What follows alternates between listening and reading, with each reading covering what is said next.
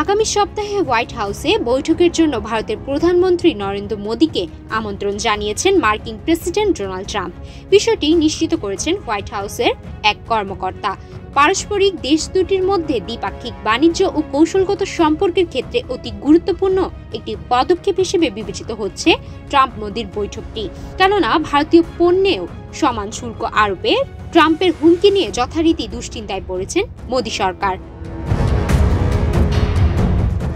এর আগে গত ২৭ জানুয়ারি ট্রাম্প ও মোদীর মধ্যে ফোন আলাপ হয়। সে সময় উভয় নেতা অভিবাসন নীতি, নিরাপত্তা সহযোগিতা ও দ্বিপাক্ষিক বাণিজ্য নিয়ে আলোচনা করেন। ট্রাম্প ভারতকে আরও বেশি মার্কিন প্রতিরক্ষা সরঞ্জাম কেনার উপর জোর দেন ও বাণিজ্যে ভারসাম্য আনার প্রয়োজনীয়তা উল্লেখ করেন। ভারত ও যুক্তরাষ্ট্র বর্তমানে চীনের বিরুদ্ধে কৌশলগত অংশীদারিত্ব গড়ে তুলেছে। ভারত চায় যুক্তরাষ্ট্রের সঙ্গে বাণিজ্যিক সম্পর্ক আরও গভীর করতে ও দক্ষ কর্মীদের জন্য ভিসা প্রক্রিয়া সহজ করতে। যদিও ট্রাম্প প্রশাসন পূর্ববর্তী হুমকির কারণে ভারত মার্কিন পণ্যের উপর শুল্ক কমাতে আগ্রহী। ডোনাল্ড ট্রাম্প আগেও ভারতের উচ্চ শুল্ক নীতির সমালোচনা করেছিলেন ও শুল্ক আরোপের হুঁশিয়ারি দিয়েছিলেন।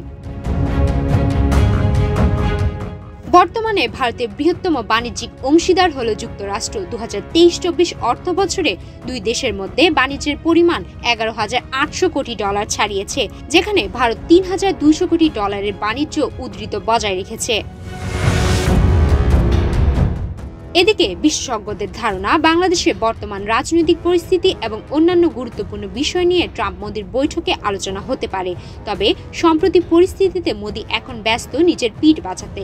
ট্রাম্পের শুল্ক আরোপের ফলে অন্যান্য দেশের মতো এখন চিন্তার ভাঁজ ভারতের কপালেও।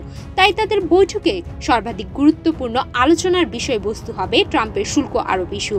তাদের এই আলোচনা দুপক্ষের জন্য লাভদায়ক হলে কেবল তখনই সামনে আসতে পারে বাংলাদেশ ইস্যু। ইতোমধ্যেই ভারতের পররাষ্ট্রমন্ত্রী যুক্তরাষ্ট্রে সফর করেছেন। সেখানে আনুষ্ঠানিক বৈঠকে ট্রাম্প মোদী পর্যায়ে আলোচনার বিষয়বস্তু প্রায় চূড়ান্ত হয়েছে। সুমাইয়া মিতু, বাংলাদেশ প্রতিদিন।